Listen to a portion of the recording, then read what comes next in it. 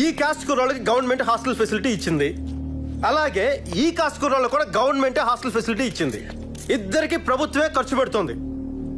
అందరినీ ఒకే క్లాస్లో కూర్చోబెట్టి పాఠం చెప్తున్న ప్రభుత్వం రెండు వేరు వేరు హాస్టల్స్ ఎందుకు పెట్టింది? అలా పెట్టడం వల్ల ఇద్దరు కొట్టుకొని చేస్తున్నారు. ఇలా విడదీయడానికి నాయకులకు ఉన్న కారణాలు సిద్ధాంతాలు ఏంటో నాకు తెలియదు. ఎవడన్నా వచ్చి చెప్తే వినాలనుంది. ఎవడు రాడు చెప్పడు. నా డౌట్ క్లియర్ అయ్యేంత వరకు ఈ రెండు హాస్టల్స్ నేను టచ్లో ఉంటా. ఒకవైపు ఏమో అంబేద్కర్ గారి పేరు చెప్పి అనైలేషన్ ఆఫ్ క్యాస్ట్, కుల నిర్మూలన మాట్లాడతాం, ఇంకోవైపు కులాన్ని ఎగదోస్తూ ఉంటాం. BC schools, BC social welfare, SC ST welfare అని మనమే విడగొట్టి ఇవన్నీ చేస్తుంది జరగవా? అసలు పిల్లలకి కులం లేకుండా చేయవచ్చు కదా. ముందు అసలు ఒకటే స్కూల్ ఎందుకు పెట్టకూడదని ఆలోచన కలుగుతూ ఉంటుంది.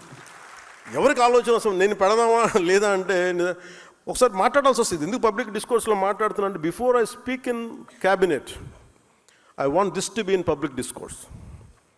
ఎస్సీ ఎస్టీ స్కూల్స్ అని పెడతారు, బీసీ స్కూల్స్ అని పెడతారు అంటే మీరు చిన్నప్పుడు వేరు చేస్తుంది కదా సొసైటీ.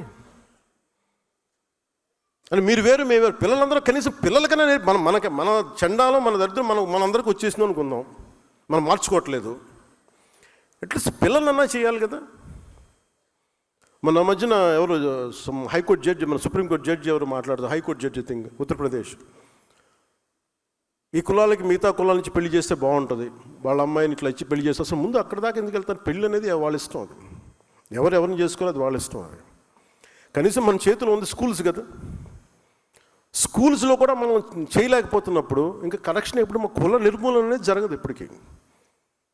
నాకు అందుకు అనిపించింది, అలాంటి ఉండబట్టి ఈ రోజున రెచ్చిపోయి ఎవడు పిఠాపురంలో మాట్లాడుతూ ఉంటే పిల్లల మధ్య మాట్లాడుకునే మాట అది ఇద్దరు విభిన్నమైన కులాల నుంచి మాట్లాడుతున్న సమాజం విచ్ఛిన్నం అయిపోతే బతుకుతూ చెప్పండి.